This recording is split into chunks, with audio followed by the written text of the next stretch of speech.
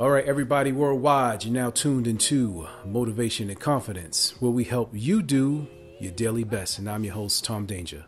Back this week with a new episode. And this week we're at episode number 50. Thank you for coming along on the journey. You know we set out to do 52 episodes a little over a year ago. It's been very challenging and both rewarding at the same time, but thank you for those of you who have listened from the beginning and those who have come on later and those who have shared the podcast with other people and, you know, those people who have given constructive criticism. We appreciate it all. Continue to like, subscribe, and share. I hope that you find the content informative. I hope that it sparks discussion. I hope that, you know, it leaves you with something, because I feel fulfilled by knowing that I could help somebody else with these conversations, you know. Great segue, because this week's subject is going to be difficult conversations. So we were bouncing around ideas, the family and I, the wife and the kids, trying to help me decide on what subject we were going to talk about this week, because we had quite a few things to choose from. And it's sort of like, I don't really feel it, you know. So I went around the room to all four of the kids and I asked them, what was a difficult conversation that you had with me and why, you know? And my youngest daughter said, Dad, when you told me that I need to control my emotions, you know, I felt some sort of way, but, you know, I'm glad that we had the conversation. I asked my other younger son, I said, you know, what was a difficult conversation? You got to love New York. You know, we got fire engines in the background, which is great. What was his difficult conversation? And because they're twins, he said the same thing when you spoke to me about my emotions. I said, no, there's nothing wrong with your emotions. You're just copying what your sister said. Then I went on to ask my older son, you know, and he shared with me a story of when he was in college, and he recently graduated with his engineering degree. Shameless plug, yes. Very proud of him. And he mentioned to me when he was in, I guess, his second to last year of school, when I mentioned to him that if he didn't have a job, not to come home, right? And how much that upset him and hurt him, but he understood that it did not come from a place of malice. And I looked at my daughter, my oldest daughter, and I said, you know, well, what was your situation? And she mentioned, you know, whenever you talk to me about relationships and stuff, it's just like, I didn't want to hear it. You know, like, I know that, you know, it was whatever. It wasn't a good space, but you always told me what it needed to be. So I looked at the four of them and I said, do you know why I have these conversations with you? And of course, they all gave me a blank stare, like, what are you talking about? And simply put, I said, if I didn't, I'd be a sucker, right? And a sucker is a lack of a better term for saying that I'm being irresponsible, right? If I know that you are acting in a particular manner that's not appropriate, if I don't say anything about it, what does that say about me as a parent? Right?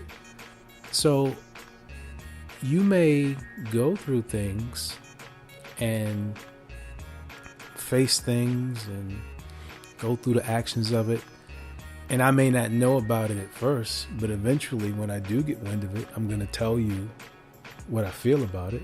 You know, I'm not the type of parent to where I like to seem like I'm nagging, where I'm like always in your ear and stand up and sit straight and do this and do that. Like I don't, as the kids get older, I don't like to do that to them, because they should know what they should be doing and what they shouldn't be doing.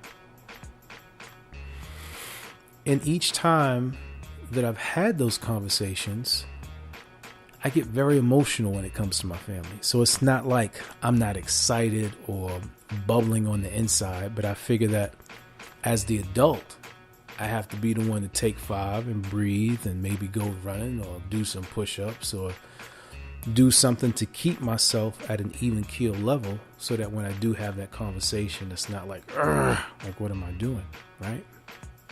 So I figured that I would share that with you guys in hopes of other people willing to take the chance and have the difficult conversations, because in those difficult conversations are where the most rewards lie, right?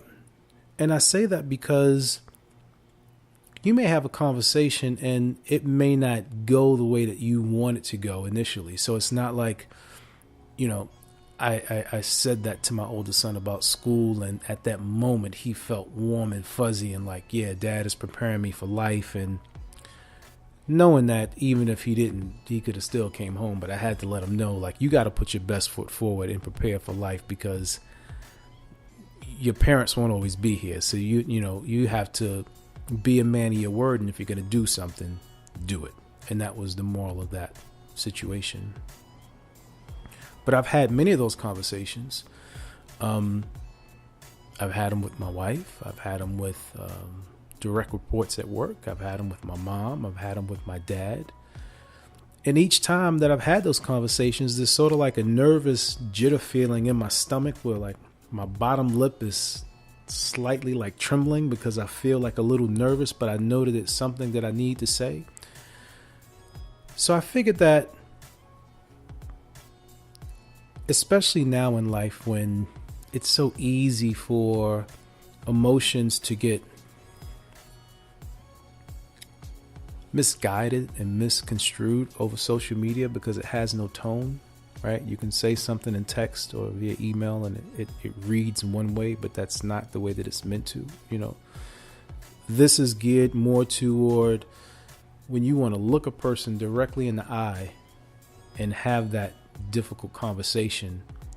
How does it begin and what does it look like, right? So these are just a couple of things that I thought about when I've had those type of conversations. And one of the first things that you want to look at is the setting, right? So you want to be in a zone to where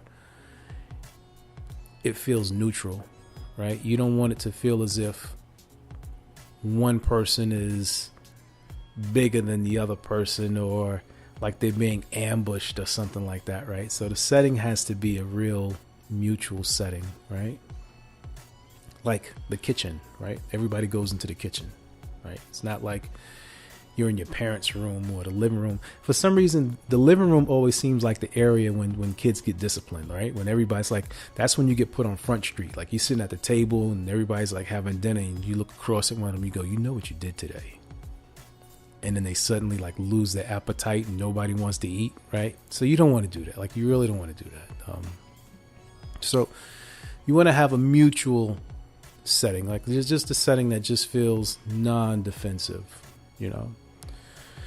Another thing you want to look at is probably one of the most important things is the tone of the conversation, right? Now, there are times when you're going to have a conversation when everyone's going to be yelling at each other.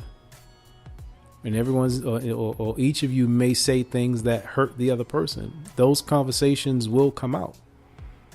And sometimes it's necessary to have those conversations because I don't feel that any emotion should be overlooked, right? If you're angry, you should be able to express your anger as long as you're not, belittling a person or, using constant profanities at a person, trying to degrade them. But if you have to express your anger in a big voice, sometimes it's necessary, but eventually you're going to have to bring it down a notch to where each of you can hear what's going on. So the tone of it is very important, right?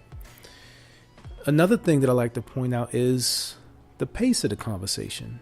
You ever notice sometime that when you get excited, like you speak really fast and the words just come out, you said, and you just, and it's sort of like, it doesn't even give your mind a chance to process what's going on. So then you start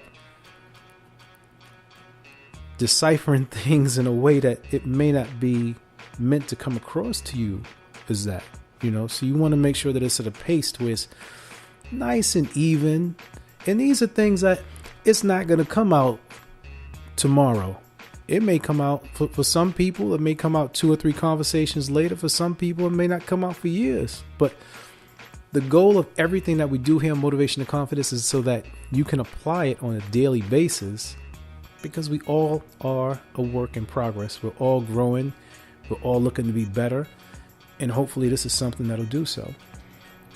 Very important is to hear both sides. So, you got to hear both sides of the conversation.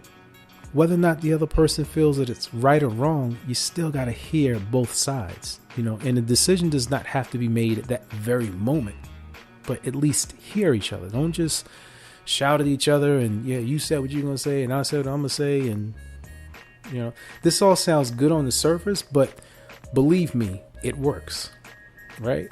Because when I talk about the kids, we're talking about from ages 11 to 24. Right. So the range, and if I put my wife in it stretches out a few more years, right? Not that many, just a few more years. Right. Another thing that you have to do in that conversation is agree on what should happen moving forward. If I say this or if I do this, here is what could possibly happen, or here's the next conversation that we must have. Right. So you don't just want to walk away with it without coming up with some sort of resolution. Sometimes the resolution isn't good to be right at that moment, especially if it's in a heated discussion. You want to wait for things to die down, to wait till you can get to that setting, that pace and that tone to where each of you can hear each other, and then you can decide on it. Right? And more than anything, I probably said that 3 times already, but healthy conversation is a part of growing. Right? And I don't think that what I may necessarily consider as a healthy conversation is what another person may consider as a healthy conversation. Each of us hear things and interpret things differently. But I'm not going to say that again. It is important for the conversation to be had, difficult or not. Have the conversation, have the courage to talk about it, And if you can't have the conversation between the two of you, bring a neutral person in to listen to both sides, right? To where it's sort of like a mediator in between, That's what sort of mom and dad is like. It's like if dad is all the way on 10 and my daughter's already on 10, and then, wife will come and say, listen, look here. Okay, you both said what you meant to say or what you had to say. You didn't mean what you didn't mean what you said. You didn't mean what you said, but here's what we need to do going forward, right? And that's just my take on having a difficult conversation and basically applying some steps to hopefully help you in your relationship and your daily life and your workplace and with your kids and that person on the train that may get on your nerves or something, But as New Yorkers, that flies out the window. We'd be ready to set it off in a minute. We ain't trying to have no tone, no pace and all that, In those situations, it's better just to walk away. There are certain conversations when it is better just to walk away.